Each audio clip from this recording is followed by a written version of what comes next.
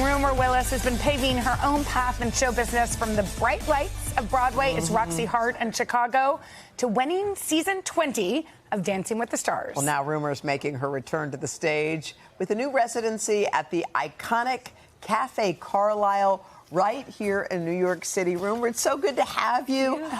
So many wonderful things happening in your life. We're going to get to the Café Carlyle in a second, but we've got to talk about little Lou. Your little babe, your little 1-year-old. How's motherhood? Oh, it's the best. It's the best. Honestly, I know that there's a bit of a culture online sometimes that talks about, you know, just how challenging motherhood is. And I have to say, I feel like she's kind of an anomaly. I realize I have like an incredible child. She sleeps through the night and she's just so delicious. Yes. And she's so present. Yes. It's we were talking about this earlier, but she's so present in the moment. I think it's what is so amazing about children because they don't have anxiety about the future. They're not thinking about what they did that didn't work. They're just with you. And it's been teaching me so much about how to stay present with myself and even in performing, how to just kind of stay more grounded in the moment and be able to connect with people. How has she and that changed you, do you think?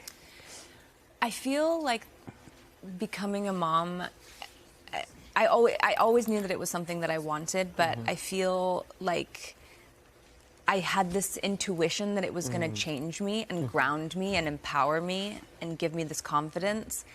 And then when I had her, it did. Yeah. And so there was almost this kind of then trust in myself and my own intuition. Yeah. I was like, oh, I knew it. Wow, that's so great that this happened.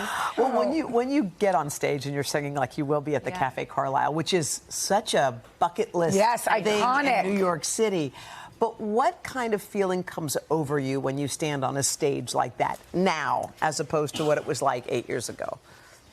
You know, I think especially, like, I think that I have more of a reverence in terms of being able to want to share myself, right? I think before I had kind of a fear of, I don't know if I should be so vulnerable. And I was trying to hide, I think, a little bit and almost, I don't know, like have it be a show, right? Yes. And I think now my intention and desire when I'm singing is to really like think about what I'm saying, thinking about how I'm trying to connect with the music, with the audience. And I think having her has really kind of cracked me open in that way. What have you learned about your mom that you maybe didn't really think about or marinate on before you became a mom yourself? You know, I think we can be so harsh on our moms sometimes. Especially girls. Yes, especially girls. We're like, you didn't do this, and I didn't take piano lessons. Why didn't you teach me this, you know? And the love that I feel for her, I had this moment, I think, early on, where I think I even went over to my mom's house and I cried a little bit because I was like, I get it.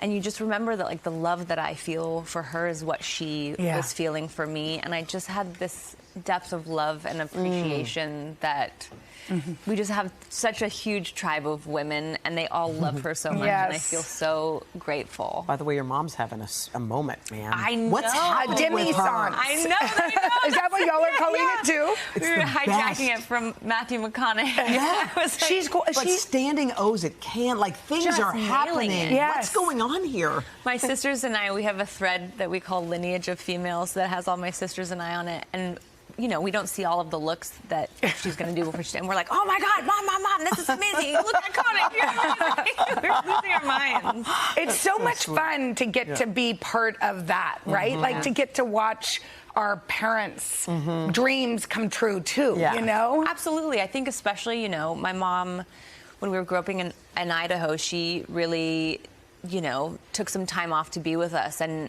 she's so talented. I remember over the pandemic, she was helping me with auditions, and I even had this moment where I was like, damn, you're really good at this. You know, and so to see her be acting and being, you know, getting accolades for her work and just her fashion and all of it, it's so nice to see, and I'm excited to see where this moment goes. Oh, it's going to be great. And let's talk about your dad for a moment. We've talked about him quite a bit. He's so beloved. How is he feeling physically? We know he's suffering from dementia. You know, it's one of those things that it's kind of ever evolving, but I think the most beautiful aspect of this in a certain way is and I don't know if this is like this with everyone who experiences this, but, you know, I can only speak to our family, but I think sometimes our minds get in the way. And similarly to, you know, when you have a kid, when there's no, when there's not that like anxiety or stuff that's there every day, right, that we all move through the world with, the biggest connection that we all have is just through like such a depth of loving. And I think when you take away sometimes some of the kind of stuff that gets in the way from how we all connect every day, right, the self-judgment or whatever it is, and it's about the connection of and the love that you have, like it's so powerful and so present. Oh, beautiful. It's there, which is so nice. You know what I mean? It's so nice. What a beautiful way to put that, by the way. You're right. And to focus on that too. Right, oh, that's beautiful. Well, everyone's got to see you at the Carlyle. So it's if you amazing. are in New York City, please go catch Rumer. It's her residency at the Café Carlyle. She's there from June 4th to June 8th. Thank you, Rumer.